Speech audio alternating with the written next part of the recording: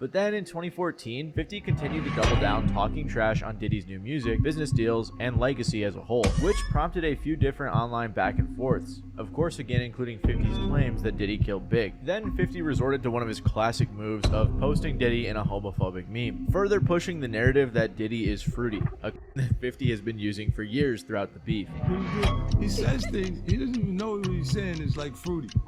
You know what I'm saying? Like, he said something fabulous and he goes, yo, but me and you, we ain't party. Like, we need to party. What are you talking about, yo? What are you talking about? 50 Cent is quite possibly the most notorious troll in the music industry. He often comments on every and anything going on, which has of course led to dozens of beefs. My guy, whether we like it or not, 50 Cent is the fucking GOAT, bro. This guy, he's someone that you don't want to have a beef with. He's someone you don't want to have a war with, because as soon as he's onto you, just know that he's onto you. That's it, my guy. You're done. That's it, completely. So, my dog, you don't want to mess with 50 Cent at all, man. Throughout his career, some of which are him trolling and goofing around, whereas others have led to people actually getting injured or even losing their lives. Nonetheless though, 50 makes sure his beefs are entertaining. So today we're going to be looking into the many beefs of 50 Cent, starting off with Diddy. Also, we're super close to 500k, so if you guys could just subscribe super quick, that'd be dope. I'd like to hit it by Christmas as like a little Christmas gift to myself, so I'd appreciate it. And yeah, let's continue. Recently, 50 Cent just released his 4-part documentary called Sean Combs' The Reckoning. Broski,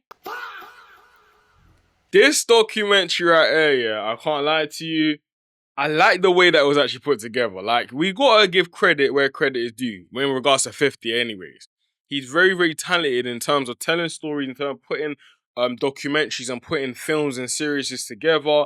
But when you combine that with the fact that he's also one of the most pettiest people you ever meet in real life, bro, recipe for disaster for whoever he's making the biopic or whatever about, you know what I mean? When it came to this, he was exposing so many things that some people already knew within the music industry. A lot of other people, they may have knew, but they saw it from a different perspective. So the whole public court of opinion when it came to Diddy in particular, you know, it's not necessarily on the side anymore. Do you get what I'm saying? So this entire saga of the whole Diddy files and stuff like that, very, very techy for Diddy, man. A docuseries that was picked up by Netflix. So what could Diddy possibly have done to 50 that made him make a whole Netflix documentary? Well, their public relationship began back in the early 2000s when there were rumors swirling around that 50 ghost wrote for Diddy. Soon after that, they ended up working together on a posthumous Biggie song. And it seemed like they started to become friends, with at one point Diddy even presenting 50 with an award for Best Rap Video. And the award for Best Rap Video goes to... Come on, Playboy. 50 Cent. But then things started. No, idols always become rivals, bro. You're never ever going to be friends with anyone within the industry for a long period of time. It's very, very rare for that to be the case, you know, where people can say, you know what, they're authentically friends. You know, even I did a video the other day talking about how T-Pain, he literally said that, bro, a lot of the people that he was there for when he was on the come up, giving people hooks, etc., bro, they were nowhere to be found. Do you get what I'm saying? So 50 Cent, I think he's one of those characters that understands that from the get-go. So every relationship he gets into, he maneuvers accordingly. He's like, you know what? This is a business interaction. Let's just keep it as that and let's just keep the show basically going. Do you know what I mean? So it's good on his part, though, because he's always able to have a greater position when it comes to the art of war. Let's say, for example, if he's friends with someone today, beefing them tomorrow, he's always going to have the upper hand because he's already been storing data in the background. Is that the best thing to do? No. But from his perspective, especially with a game as aggressive as, you know, hip-hop and the music industry, it doesn't make sense on 50's acumen anyways. To change soon after when Mace wanted out of his record deal with Diddy and 50 offered to pay the contract so that he could come to G-Unit. Apparently Diddy was being unreasonable and the deal fell through, and in the moment things looked like they were fine. However, the beef rapidly escalated following this deal when 50 rapped a Diddy diss on G-Unit radio. He said, "Who shot Biggie Smalls? We don't get him. They gonna kill us all. Man, Puffy know who hit that guy. Man, that guy soft. He's scared of them boys on the west side that'll break him off. Dump on his ass so he run to Harlem to shake him off." This was the first direct jab, which marks the beginning of the beef. Diddy's always denied having anything to do with Biggie's death, so that was quite the first. I'm pretty sure that everyone kind of understands that, bro.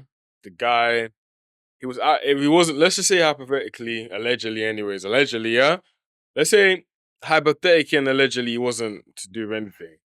Allegedly, due to obviously reliable sources and things like that, like bro 100% knew what was going on. Do you know what I mean? So the fact he got away with it for that long is kind of scary when you deep it, but there's all sorts of fuckery going on. We literally just saw the Epstein files the other day, made a video about it, you might want to check it out. And it was just, bro, this world's fucked, man. Best way to put it, it's fucked, bro. It's fucking, it's fucked, bro. It's fucked.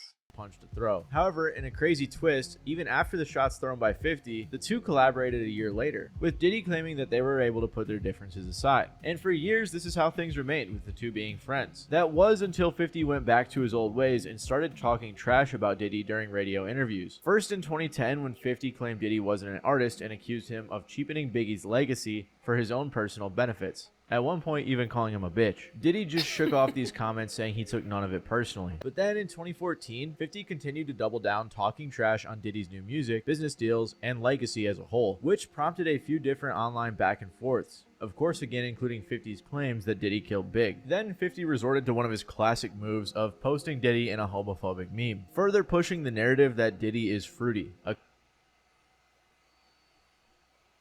claim that 50 has been using for years throughout the beef. What are you doing? He says things, he doesn't even know what he's saying is like fruity.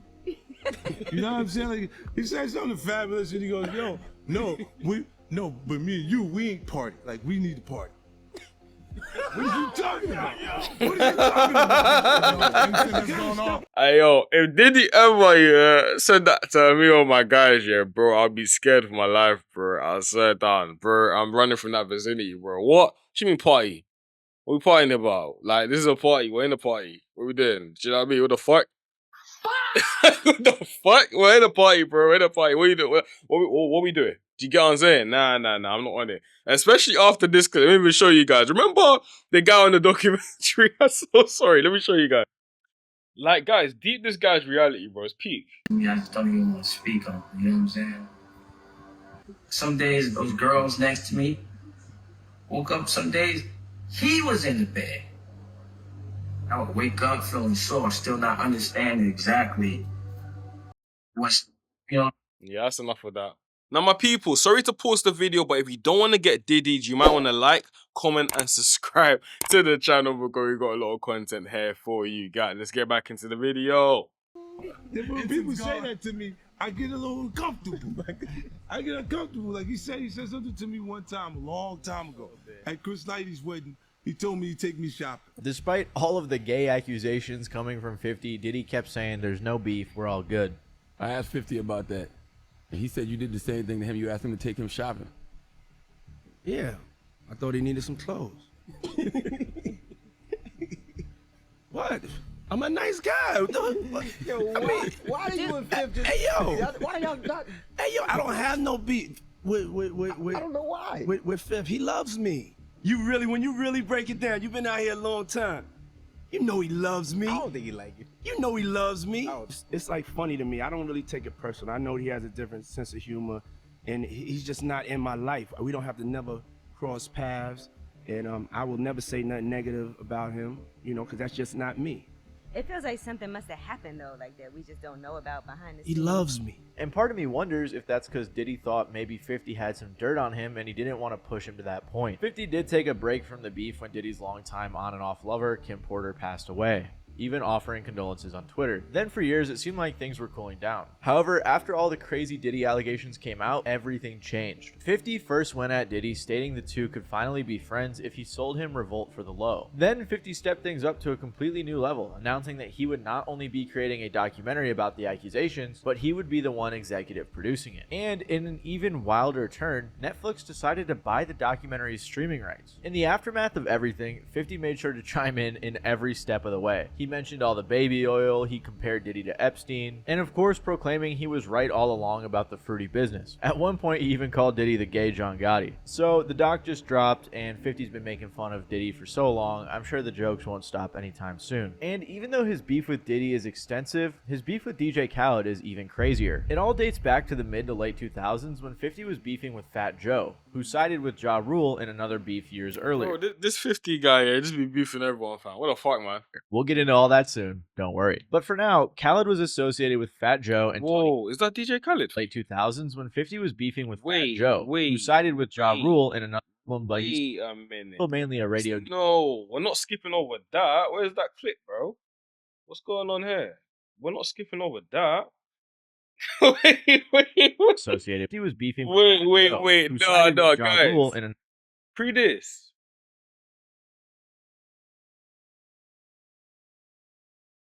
Guys!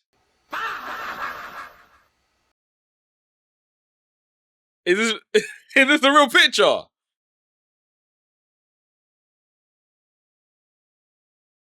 Bro, let's just carry on. was associated with What the Fat fuck? Joe, and Tony Yayo was associated with 50. So while promoting his record, Yayo's people wanted him to link up with Khaled to play his track, since Khaled was still mainly a radio DJ at the time. Yayo knew this might be a problem, but he still went anyways. In an interview with Drink Champs, Yayo described how as soon as he pulled up, he knew things weren't gonna go well. Going there, I'm not gonna say who was there. Nigga was there, had the big hammer on him. Going there, you see the weights bulging. Oh boy, here we go. We wasn't traveling light. I'm not gonna say much, but we wasn't traveling light. Still, he insisted on keeping things cordial, at least at that time. You giving DJ Khaled a 5, and then what does he do? DJ Khaled, look at my hand. DJ Khaled, get the fuck out of here. Nah, I can't believe it. So I'm like, yo, fuck you, Khaled. I swear to God. That sounds wild. You can ask him. That sounds wild. Khaled did in fact later confirm this story's validity, and that's when things were just getting started. In the years following after this, DJ Khaled was indirectly pulled into the beef. However, at this point, most of the beef was behind the scenes. That was until Khaled made it public, when he released We Global, which had several features from other artists 50 was beefing with at the time. As a result, rumors started circulating in the industry that Khaled was anti-G-Unit, but at this point he hadn't directly dissed 50, at least yet, besides a couple of strays thrown in interviews. Come on, Apple. Why is this last? Why is the G-Unit 50 Cent record last? Come on. I ain't gonna lie. This is a classic album. Okay. This is a classic album. But I'm saying though, I represent that love and unity. Okay. And I gotta represent that unity and love. So it's not going in the back. No, we the best. But before Khaled even had a chance, 50 was the one to escalate things. In the rollout for his Before I Self-Destruct project, 50 randomly targeted Khaled with the release of a wild diss video called A Psychic Told Me. I seen him at the BET Award. That's funny. Like, I remember seeing Khaled. I'm a fucked up nigga. You should do something to me. I know where your mama house at. Now look, you can see. I know where your mama work at. Now look at sleep. When asked about why he chose to escalate the beef, 50... Oh, this guy is a mental guy, you know. I must have been too young to even remember that, bro. In fact, I was, Garrett, because that's my first time ever seeing that shit. What? Broski found his mum. No, this is mind games. My people, them, I have nothing really much to say, bro. Like 50 Cent, you don't want to worry him. you don't want to be on 50 Cent's bad side, and this is the exact same reason as to why that's the case. But my people, them, I'm gonna leave you guys to it. Make sure to like, comment, subscribe if you enjoy the content, and I'll see you guys in the next one. Peace.